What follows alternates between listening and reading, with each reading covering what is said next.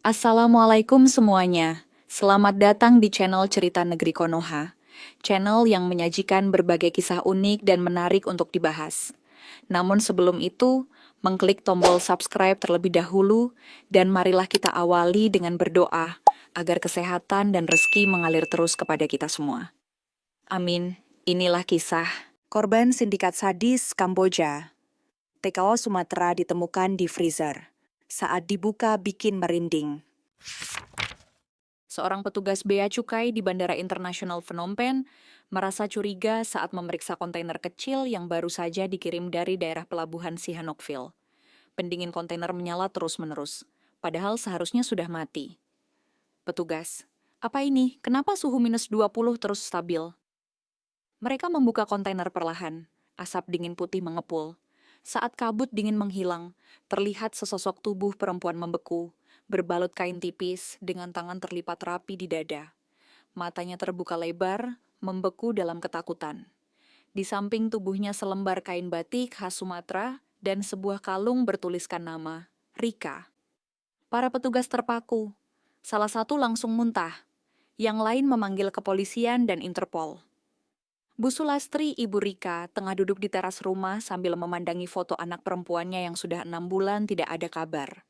Seorang tetangga datang tergopoh-gopoh. Tetangga, Bu, cepat lihat berita. Ada TKW Indonesia yang ditemukan di freezer, Bu. Bu Sulastri terpaku. Ia menatap layar ponsel milik tetangga, di mana foto blur tubuh beku beredar luas di media sosial. Letnan Tran, perwira Interpol dari Vietnam, memimpin penyelidikan. Ia melihat file lengkap jenazah wanita itu. Nama Rika Marlina. Usia 24 tahun. Asal Bukit Tinggi, Sumatera Barat. Masuk Kamboja. Secara ilegal via Thailand melalui calo TKW bernama Ibu Mila. Diduga menjadi korban sindikat perdagangan manusia Red Eyes ia. Letnan Tran. Kenapa tubuhnya dibekukan begini? Apa ini pesan atau simbol? Rika berdiri di terminal bus menunggu seseorang. Seorang wanita paruh baya datang Ibu Mila dan membawanya masuk ke mobil. Ibu Mila, ramah. Kamu cantik. Bos di Kamboja pasti suka. Gaji besar. Tapi ingat, jangan tanya terlalu banyak ya. Rika menatap keluar jendela. Tatapan polos dan cemas. Rika tinggal sekamar dengan 3 wanita Indonesia lainnya. Salah satunya, Fitri berbisik pada Rika saat malam tiba. Fitri, kalau kamu dapat tawaran kerja malam, tolak saja. Jangan pernah ikut. Mereka nggak semua balik. Suasana gelap. Seorang pria berkacamata hitam masuk ke kamar, menunjuk Rika dan 1 gadis lainnya. Pria itu, kalian 2 ikut, bos besar yang pilih. Rika tampak ragu, tapi penjaga pria menarik lengannya. Kat ke lorong gelap, suara jeritan lemah, lalu sunyi. Letnan Tran mengangkat benda kecil dari tubuh Rika, sebuah flash disk tersembunyi di balik ikatan rambut. Saat dibuka isi video pendek, Rika berbicara terbata-bata dalam gelap. Rika lemah sambil menangis. Kalau kalian temukan ini, tolong bilang ke ibu saya bukan kabur, mereka bohong. Ini bukan kerja, ini penjara. Kami diburu, dikurung, dibekukan. Letnan Tran duduk di depan layar sambil mengulang-ulang video terakhir Rika. Ia memfokuskan pada latar suara. Ada bunyi bel pintu 3 kali, dan gema suara pria yang mengatakan dalam bahasa Indonesia, "Bungkus yang ini, masukkan sekarang." Letnan Tran. Suara ini bukan dari warga lokal. Ini orang Indonesia. Diplomat muda Dimas Ardiansyah menerima kiriman file investigasi dari Kamboja. Ia mengernyit melihat data. Nama calo, Ibu Mila. Jejak perjalanan, Medan Bangkok Phnom Penh, transaksi terakhir, dilakukan oleh seseorang bernama R. Darmawan. Dimas. Darmawan, nama itu pernah muncul juga dalam laporan korban TKW yang menghilang tahun lalu. Bu Sulastri didatangi jurnalis investigasi lokal bernama Alia. Alia. Bu, boleh saya tanya? Rika sempat titip pesan lewat teman di Malaysia. Katanya kalau dia hilang, Cari seseorang bernama Uda Randy. Itu siapa, Bu? Bu Sulastri terlihat kaget dan menunduk. Bu Sulastri pelan. Itu mantan pacarnya. Dia yang bantu Rika kabur dari kampung dan kerja keluar. Tapi sejak Rika ke Kamboja, dia hilang. Petugas lokal menemukan jejak pengiriman kontainer berisi Rika. Jejak itu mengarah ke sebuah cold storage yang ternyata dimiliki oleh perusahaan bernama Red Ice Export Ltd. Diketahui pemiliknya orang asing, berkebangsaan Indonesia dan Kamboja. Uda Randy mencoba menyusul Rika ke Bangkok beberapa bulan lalu. Ia menemui Ibu Mila di sebuah restoran kecil. Randy, aku tahu Rika kau kirim ke tempat gelap. Aku bayar. Kasih tahu di mana dia. Ibu Mila, dingin. Kamu pikir kamu siapa? Yang seperti dia cuma barang. Sekali dikirim, tak bisa ditarik. Randy mencoba mengejar, tapi dikeroyok dua pria bertato. Ia berdarah dan ditinggalkan di lorong gelap. Letnan Tran dan tim menggerebek gudang Red Ice. Namun semua kosong. Di dinding tertulis dengan cat merah besar. Kalian terlambat, yang beku hanya peringatan. Namun Tran menemukan rekaman CCTV. Dalam satu frame, wajah pria berbadan besar terlihat sedang menyeret gadis muda berpakaian TKW. Saat wajahnya ditingkatkan, Tran, ini bukan warga Kamboja, ini orang Indonesia. Dimas di Jakarta mendapat laporan baru.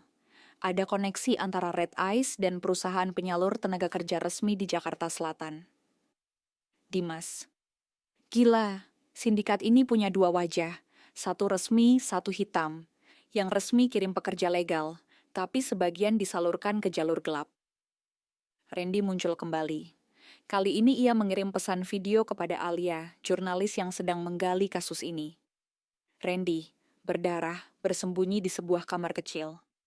Alia, kalau kau terima ini berarti aku sudah ketahuan. Mereka tahu aku cari Rika. Tapi aku berhasil salin satu file dari laptop orang dalam Red Ice. Layar menampilkan cuplikan isi file. Daftar perempuan untuk pembekuan seri 6. Kode Sumatera. Beku murni. Nama pertama di daftar Rika Marlina. Nama kedua Fitri Hidayah. Nama ketiga adik Rika Sari Marlina. Isi surat. Selamat, putri Anda Sari Marlina lolos program kerja ke luar negeri dan dijadwalkan berangkat minggu depan. Bu Sulastri tersenyum, belum tahu apa-apa. Alhamdulillah, Sari bisa nyusul kakaknya.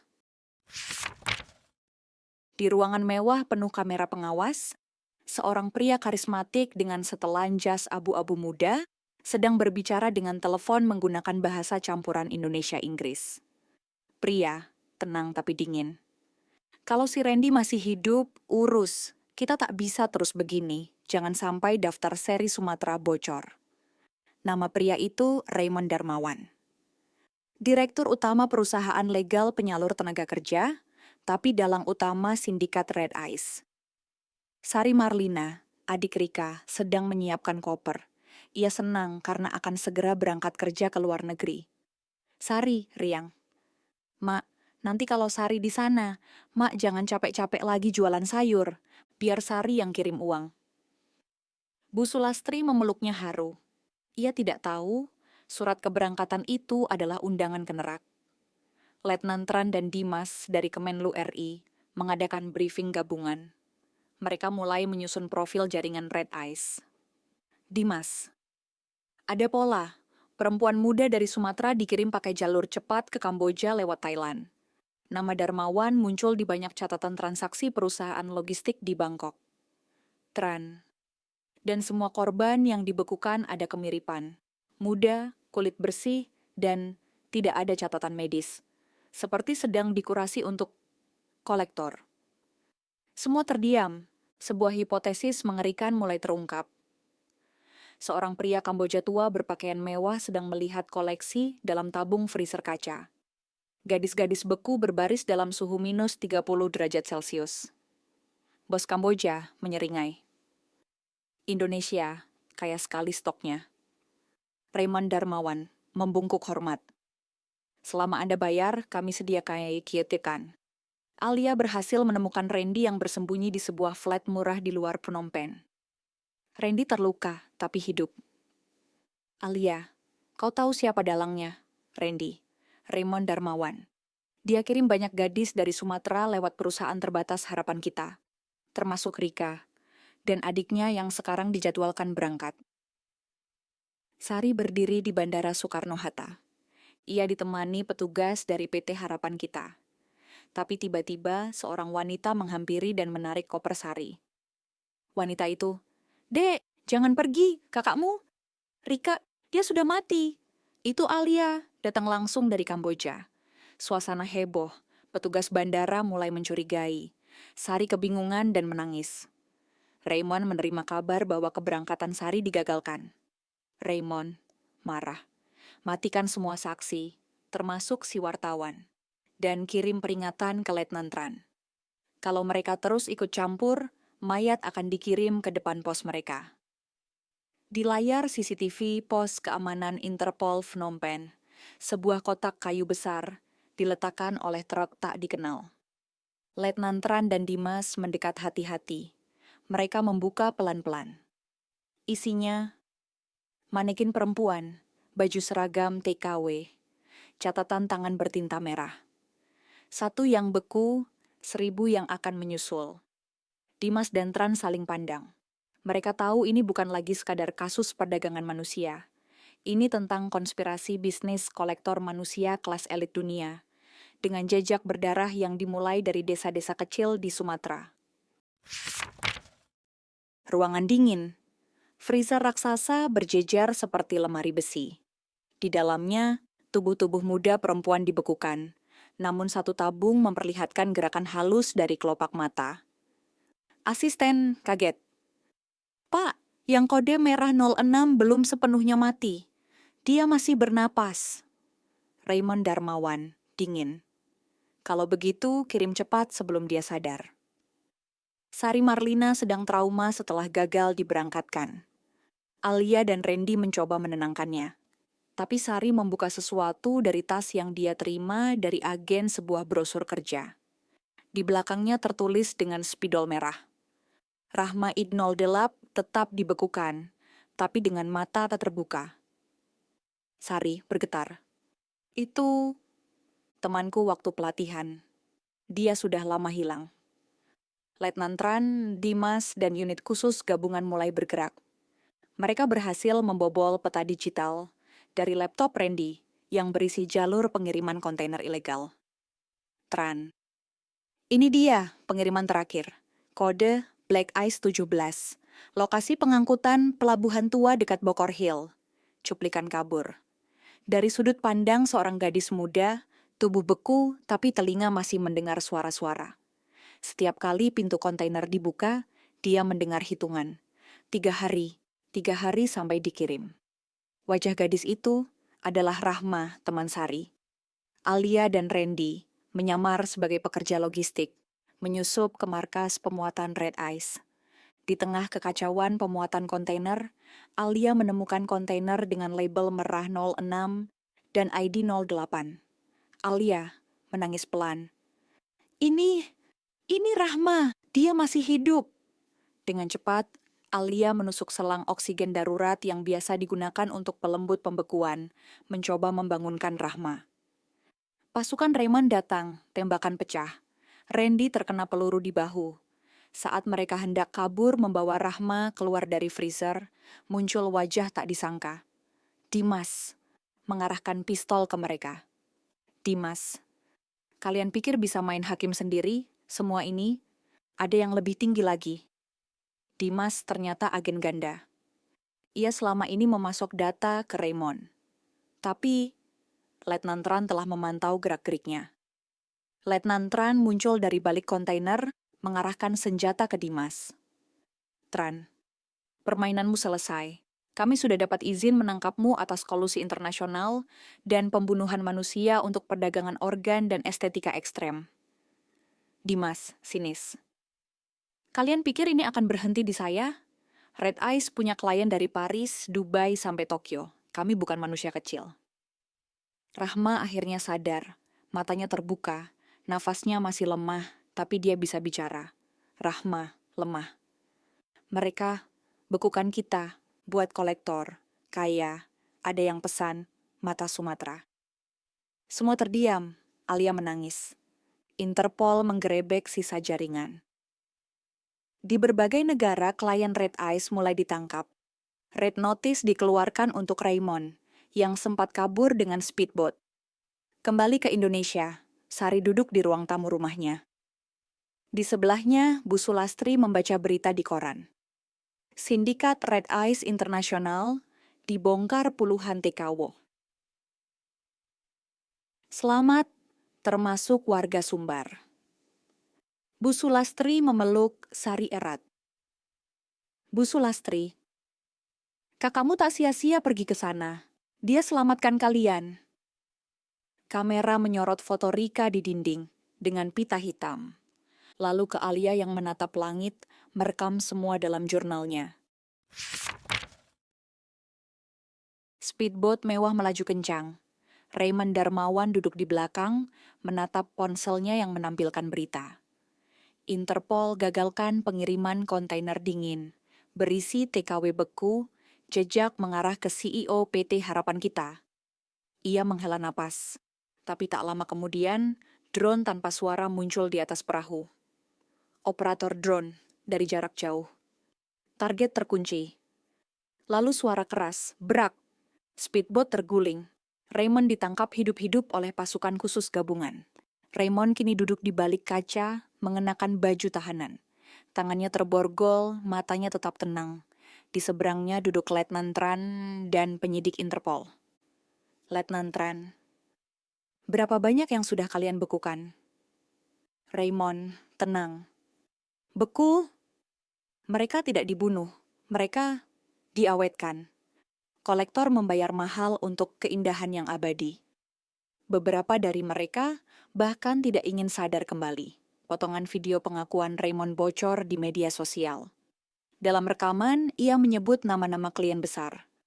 Kolektor dari Prancis, pangeran dari Timur Tengah, miliarder dari Asia Timur. Semua beli lewat kami. Kalian belanja pakaian, mereka belanja manusia.